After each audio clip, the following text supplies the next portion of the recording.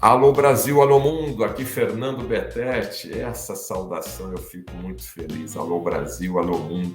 E olha que interessante, né? Eu ficava pensando como é que eu vou saudar o meu público, a minha audiência, né? E lá atrás, quando eu fiz aí, né, o meu trabalho com o Dr. Lar Ribeiro aí praticamente durante 10 anos, né? Alô Brasil, alô mundo era a live que eu começava lá com o Dr. Lar Ribeiro. E ficou. E hoje o canal do Fernando Betete, olha como que é o poder da palavra, né? Alô Brasil, alô mundo. Hoje nós temos audiência no Brasil e no mundo da língua portuguesa, né? Então, vários países e também os brasileiros que estão espalhados pelo mundo inteiro assistem aqui o canal do Fernando Betete. Muito obrigado e que Deus abençoe a todos aí por essa audiência e também um caminho, né, de credibilidade que foi construído aí ao longo desses 28, quase 30 anos aí de trabalho na área da saúde. Preste atenção aqui que o Dr. Rubens Cascapeira, esse médico fantástico que as pessoas gostam muito dele, falou, né? O futuro não existe. Você está ansioso pelo passado. O futuro não existe.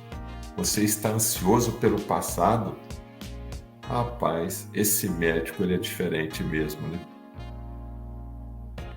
O futuro não existe.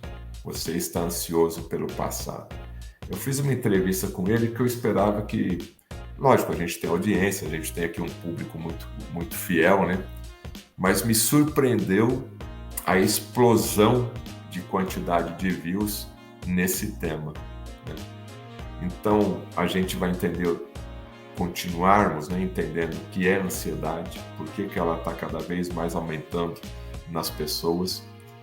A diferença entre as memórias, nós temos vários tipos de memória, né? A epigenética e a de vidas passadas. Ah, não, Fernando, vidas passadas? Você acredita em espiritismo, reencarnação? Ou a memória do seu pai, a memória do seu avô, do seu bisavô? Você foi fecundado, espermatozoide e óvulo. Você tem o olho azul, o olho castanho, cabelo X, cabelo Y, pele assim, pele assado, por causa do papai e da mamãe. E a memória não veio junto? A personalidade também não veio do avô? Quem tem bisavô e, nossa, você quer igual, o pai fala, você quer igual meu avô era assim, aí o avô fala, meu pai era assim. Ou você só pensa que a genética só traz a cor dos olhos, a cor da pele, o tipo de cabelo, se você vai ser gordinho, se você vai ser magrinho, alto ou baixo. Interessante. Fica comigo aqui, vamos lá? Então a gente vai para a segunda ansiedade, que eu chamo ansiedade do psiquismo, psicológico, emocional. Essa ansiedade aí vem a palavra ansiedade no anseio. Eu tenho um anseio, eu tenho um receio. Aí entra o medo, né? Medo do quê? Do futuro. Porque, por exemplo, essa ansiedade, você não fala, por exemplo, Fernando, nossa, eu estou com uma ansiedade da reunião da semana passada. Não existe, né? A ansiedade é sempre do futuro. Então, eu digo para a pessoa que essa psicológica é assim: você tem uma ansiedade de medo do futuro. E eu pergunto para as pessoas: você tem medo do futuro? Eu falo, não é que eu tenho medo, mas eu tenho uma preocupação, como você falou, né? Eu fico o tempo todo pensando, com medo, com receio. Então, medo do futuro, aliás, eu vou dizer uma coisa que talvez, não sei se o pessoal já pensou, o futuro não existe, Fernando. Você sabia que o futuro não existe? O que existe, então, é o medo de que, presta atenção que aqui, para mim, quando eu aprendi isso, foi disruptivo, né? Eu não tenho medo do futuro, eu tenho medo de que algo que aconteceu no passado se repita no futuro. Eu vou repetir isso aí, porque para mim isso é muito forte. Eu tenho medo do futuro? Não. O futuro não existe, eu vou fazer o futuro. Mas eu tenho medo de que algo que eu passei no passado, um evento, uma situação, vá se repetir no futuro. E aí entra um ponto importante, porque as pessoas falam assim, não aconteceu nada comigo. Eu não sei, não aconteceu nada comigo. Eu digo, pode ter acontecido e está num nível inconsciente. Quando a gente entra no inconsciente, a gente entra num universo totalmente aumentado, né? Então, quer dizer, então todo mundo que tem muito medo do futuro, por exemplo, esses dias eu fiz um atendimento online e a pessoa falou que era muito agitada, ansiosa, agitada. Eu fui falando com ela, ela falou, não, meu medo é um só. Eu tenho um medo terrível, muito grande, de ficar doente. Eu tenho medo de ficar doente, eu tenho medo de doença, eu penso em câncer, eu penso em doença o tempo todo. Eu falei, mas né, em que nível? Aconteceu alguma experiência com você? Não.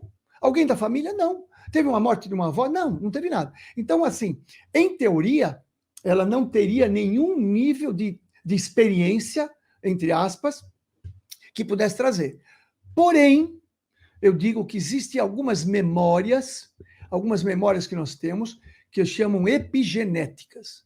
O que é isso? Né? A epigenética é a expressão do gene, que está derrubando a genética há algum tempo. É uma revolução a epigenética. Né? Então, a epigenética, assim, se alguma coisa pode ter acontecido com a sua tataravó, que ficou registrado no emocional dela, que passou, vai passando e hoje desperta comum. Isso que você acabou de falar agora, de uma tataravó que teve um estresse violento, não tem nada a ver, e a gente respeita aqui, no caso, a religião do espiritismo ou vidas passadas. Eu gostaria que você abordasse isso, porque às vezes pode a nossa audiência entender de forma errada aí. Não, então, por isso que eu falei, eu fui por esse caminho, né? Fui por um caminho dizendo que existe uma memória epigenética, né? Isso já tem se estudado.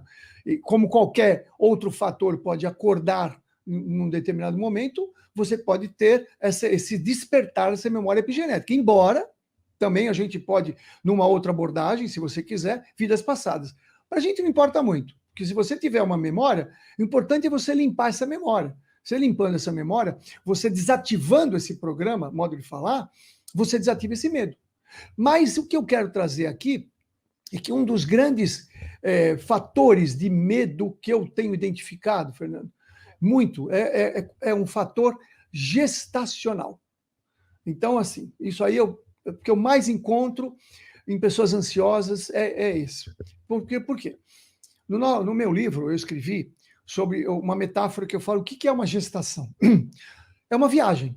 Então, imagina, Fernando, você entrou num avião, você está num avião, um jato particular, é piloto automático, não tem ninguém, e você sai daqui do Brasil e vai lá para Portugal. E aí você está viajando sozinho e escutando as torres de comando conversar ali na cabine.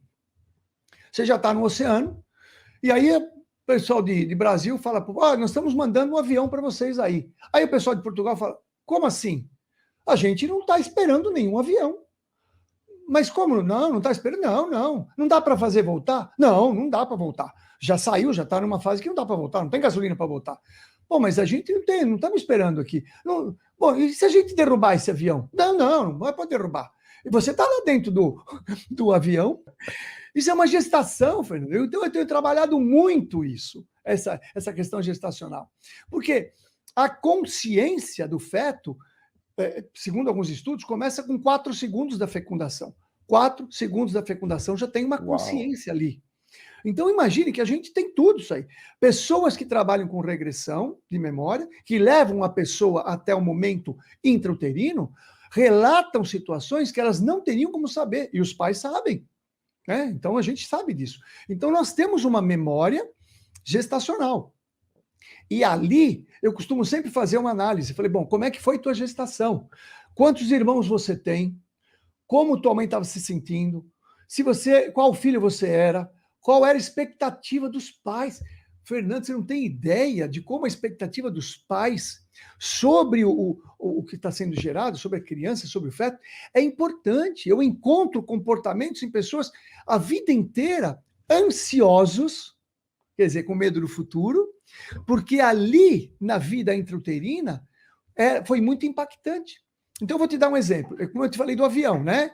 Então, imagine que a pessoa, o feto, por algum motivo, a mãe, tem um risco de aborto espontâneo, tem um risco.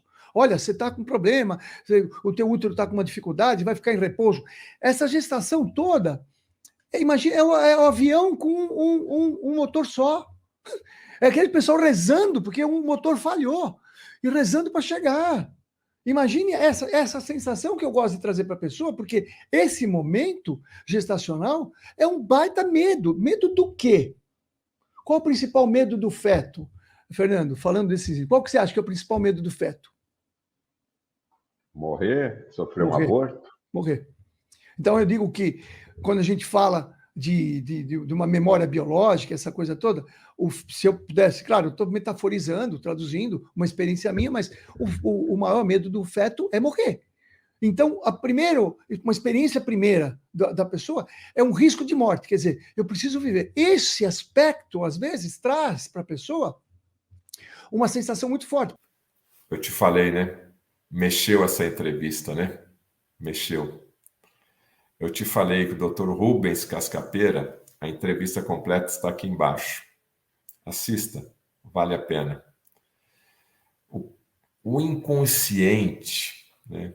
Essa parte dessa ansiedade, esses medos que a gente tem, é um universo praticamente infinito que temos aqui dentro dessa mente. Você já pensou? Olha que quantidade de informações de pessoas importantes em termos de conhecimento que a gente tem no mundo, né? Tudo aqui dentro da nossa cabeça. Temos um universo infinito de informações, né? É um espetáculo a cabeça da gente, é um espetáculo. Agora, nós temos os nossos traumas, nós temos as nossas emoções e tudo isso fica aqui dentro. Então, eu posso trabalhar aqui 1 ano, 10 anos, 20, 30 anos sobre saúde cerebral, saúde mental, e a gente não vai conseguir entender tudo, né? Porque também tem o inconsciente coletivo, né? Tem inconsciente coletivo, nós temos toda essa frequência, toda essa energia. O ser humano é um ser social. Nós somos afetados por essa frequência, é inegável, né? O exemplo mais comum é quando você vai num ambiente que você encontra uma pessoa e você tem um mal-estar por aquela pessoa. Você nem conhece, você diz, lembra? Meu santo não bateu com o dela. Ou você tem uma sintonia muito forte com uma outra pessoa. Então, tudo isso é energia. Mas tenham mais entrevistas aí com o Dr. Rubens Cascapeira na sequência. Muito obrigado aqui por ter assistido esse trecho. E se inscreva no Instagram do Fernando Betete, @FernandoBetete, aqui no meu canal no YouTube, se você não está inscrito, por favor, né? Me ajude aqui a chegar a 1 milhão de inscritos, né? E o canal é mantido através de doações. Então eu preciso da sua doação. Se você puder doar, eu te agradeço. Você não tem condições, não tem problema. Aproveite aí o conteúdo. Agora, se você pode doar um pouquinho mais, eu peço a sua ajuda aí, porque eu estou produzindo conteúdo para vocês, né? Para vocês. Então, eu tenho uma equipe e eu preciso aí manter o canal do ar e eu preciso da sua doação. fernandobetete@gmail.com é o meu e-mail e também a minha chave Pix, e aqui tem as informações para você fazer o seu depósito, a sua doação. Muito obrigado e até a próxima sequência aí sobre os melhores recortes do canal do Fernando Betete.